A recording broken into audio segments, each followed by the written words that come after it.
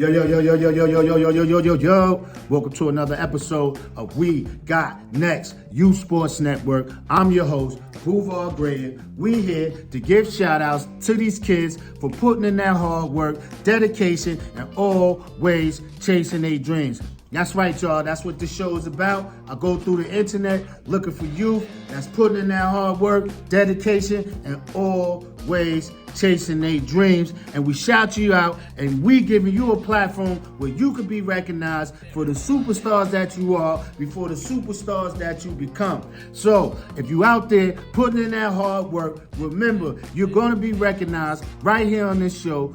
We Got Next, Youth Sports Network. And all right, y'all, kicking it off this week is Brooklyn Stringfellow. That's right, y'all, Brooklyn Stringfellow. She's a 15-year-old volleyball star from Texas, and she's amazing, man. She's out there getting digs, getting stops, setting up her teammates, getting saves. We see you, and we want to just tell you, Brooklyn Stringfellow, to keep up the hard work and always chase your dreams. Yeah. Next, we got coming in is Anaya Jackson. That's right, y'all. Anaya Jackson. Remember that name. She's a 14-year-old track star from Charlotte, North Carolina, and she is leaving competition in the dust. She is smoking, man. She was the 100 and the 400 meter, and she's working hard to make it to the Olympics. So, Anaya Jackson, we see you, and we want to tell you to keep up the hard work and always chase your dreams. Yeah.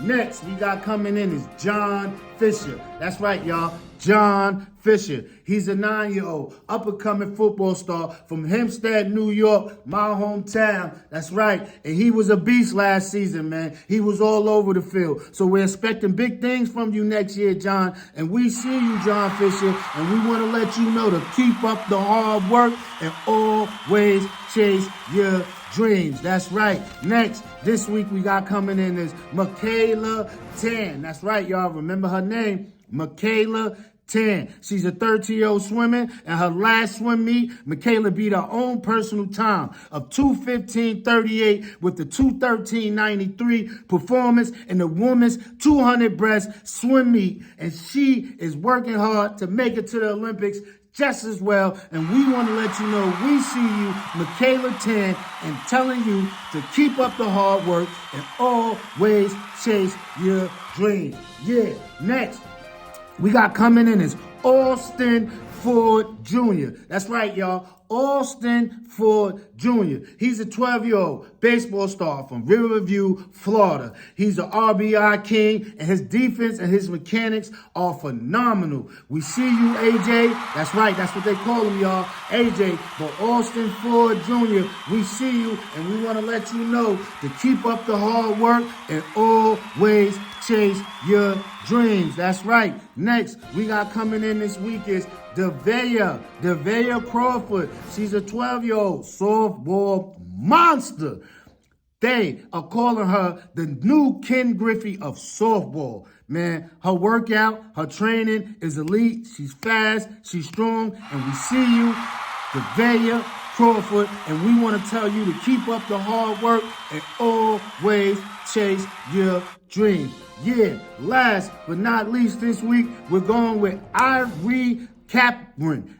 Ivory Capron. She's a 7-year-old gymnast from Claremont, Florida, and she started doing gymnastics at the age of 1.5 years old. And this young lady has high confidence, and she's also working hard to make it to the Olympics. And we want to let you know we see you, and we want to tell you, Ivory Capron, to keep up the hard work and always chase your dreams. That's right. That's the 7 for this week. Next week, we'll be coming up with another 7 that be working hard, putting in that hard work, and we want them to know to always chase your dreams. That's right, y'all. So if you have any family members, children, family, friends, nephews, neighborhood kids, let me know, inbox me, comment me, what's their names, where they're from, their age, and we'll shout them out right here on We Got Next Youth Sports Network. All right, y'all. So the topic of the week this week is officials, officials, officials, officials. That's right, man. The officials in all sports. My hat goes off to you guys this week because you guys play a major part in youth sports all the way up to the professional level of sports. So my hat goes off to you guys because you guys' job is not easy at all, man. I want to say we appreciate all the hard work that you put in and dedication and helping these kids always chase their dreams. That's right, man. So this week, the topic is about officials, man. And I just want to say officiating games is not an easy task. For those who don't know, man, officiating takes a lot of hard work, a lot of studying, a lot of dedication. And hey, man, for those that's out there that's doing that, we take our hat off to you and say thank you. And we appreciate everything you doing for officiating these games. Like I said, man, officiating ain't an easy task, man. I even tried to do it at one point, man. I went out for a refereeing job, and you'd be surprised a lot of the rules that you don't know that's part of the game without you going to these classes and taking these tests and stuff like that to understand the rules of the game that you like to play or even that you like to watch. Hey, man, refs get attacked all ways and all angles. They got the coaches, they got the players, they got the parents. Hey, they even got their organization questioning some of the things that they might have did that might be judgmental. So like I said, man, their job is not easy. We want to appreciate them for everything they do for youth sports and take our hat off and say, hey, thank you, officials. Keep doing your job, and we see you, and we want to shout you out and keep you guys knowing that, hey, man, someone appreciates everything you do. Because like I said, man, it's not an easy task. I mean, hey, man, I done seen some foul things happen to referees over a basketball game, man, and it's sad that we have to acknowledge things like this in youth sports, and it's sad, like I said, to acknowledge this, but it need to be talked about in a form, you know, man. You parents, you coaches, and you athletes need to keep your hands and yourselves off of these officials, man. They are just out there doing their job, calling it and seeing it the best that they can, and they giving their best to officiate these games by the rules and regulations that they know of. Most of you parents, most of you coaches, and most of you athletes do not know the rules and regulations of the sport that you're watching, participating in, or even coaching. You know, there's a book, I believe, for each officiator to have to read and know front to back, take a test, and be able to pass these tests. And as well, go out there on what they call a field run, and do it one-on-one to make sure that they can tell that you know what you're doing before they even put you out there to officiate these games in situations like that. Hey, they take a lot of patience because there's a lot of people yelling at you. There's a lot of people who don't like you. There's a lot of people that's questioning your whistling or your judgment on certain plays and actions. And hey, man, to ignore those fans, to ignore those coaches, to ignore those players to an extent that don't go past the regulations and rules of the sport, and you keep your composure and do that single day and single night, day in and day out. Hey, man, that is not an easy task, you guys. I mean, can you imagine, you know, leaving your own job or leaving your family to go officiate a game, and when you get there, 500 people already yelling, boo, they don't like you, don't go home, you got to get to your car, this, that. Hey, man, they take a lot of threats, man, and their lives being in danger a lot over a game, man. And I don't think that's fair that we not appreciate and acknowledge that officials are a major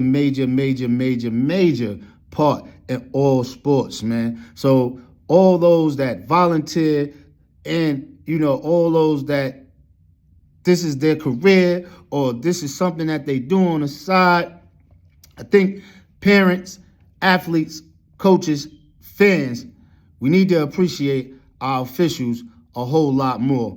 Hey, man, you take the class. You go out there. You feel the tension. You feel the stress of calling a game and seeing how you feel after that, and then go to a game and watch an official and understand where he's coming from. Hey, don't get me wrong, man. I've been on both sides of that boat. I done had some officials, like I said, coaching football and basketball and baseball that I did not like at all. I mean, we had some verbal things that we said to each other that wasn't nice. I had some referees that I felt wasn't calling the game both ways, giving a fair shot to the kids on both sides of the ball. So we had a few exchange words, and I've been ejected from a few games, man. It's not nothing to be proud about. That's just the passion that I have for my children when I was out there coaching, that, hey, I'll fight the battle with you, man. We'll go all the way to the end. So if I felt that, they wasn't giving my children a fair chance, I will go out there and say some things that, talking about it now and looking back was inappropriate towards those officials, because they were just upholding their job and doing the best job that they can to officiate that game. And my passion overruled of understanding where they're coming from. So like I said, man, I've been on both sides of coaching. I even refereed a few games in the process at the local gym that I go to, and just hearing my community, curse me out over certain calls that I made or calls that I didn't make or certain calls that I missed and stuff like that. Hey, that was wild, But, I think the fact that I knew a lot of people in the community that helped me out, where I was able to communicate with them, after the game, and we laugh and we joke and talk about a lot of it. But hey, man, a lot of officials don't have that luxury. They are forced to leave officially after the game, and sometimes their lives are in danger, man. And I don't think that's correct for officials, people who are working to officiate these games and do their job to the best of their abilities, should have to fear for their life during the game or after the game, or even if they appear back to that same place to do another officiating, that they shouldn't be worried about if their life is in danger for calling a sport, man. That's what this week is about for the officials.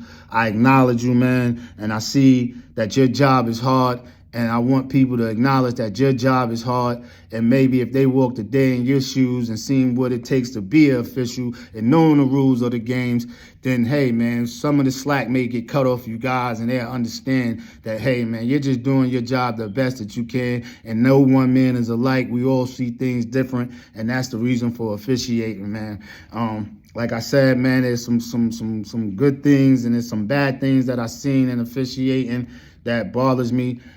And, I just want to address that. And I think it's something that we need to address.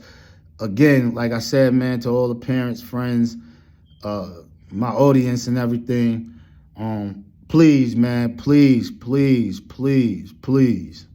let's have more respect and understanding towards our officials out there in all sports. Hey, I'm not saying don't be passionate towards the game and screaming and making your opinion be heard, because that's all it is your opinion, because you're not the official on the court, you're not the coach, and you're also not the player. Well, those guys do have opinions because they are part of the game that's being played.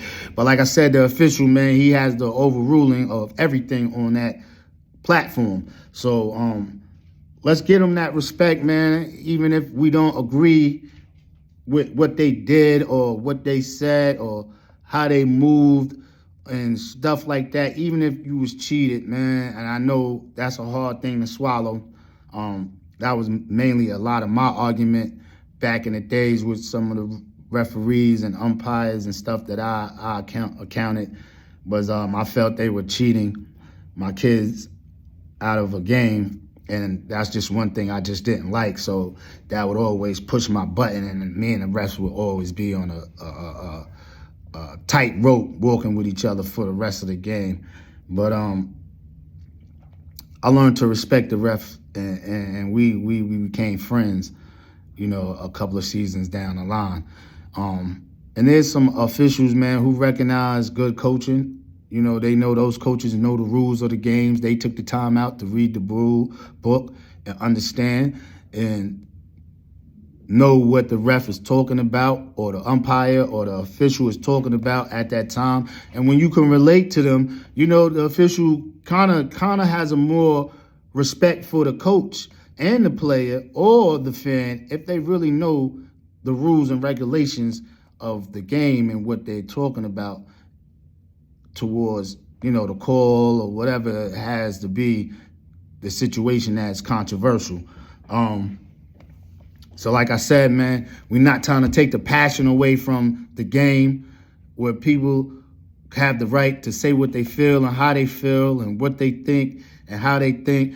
But like I said, man, I want all fans, all players, athletes, all coaches, to please, man, let's let these officials do their job to their best capabilities and let them feel comfortable with their jobs, where they don't feel like their lives is in danger, man. I mean, that's the major part of this conversation this week is officials. And the thing that touches my heart the most is, man, I done seen some officials, die over youth games or just recreational sports for the community that they, reffed or umpired or officiated.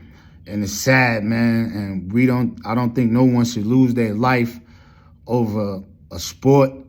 1, 2, just for going out there and doing their job to the best of their capability, and someone else doesn't think that benefited them, so they take your life to make a point. That's not cool, man. That's not cool at all in my book. And that's why this segment goes out to the officials.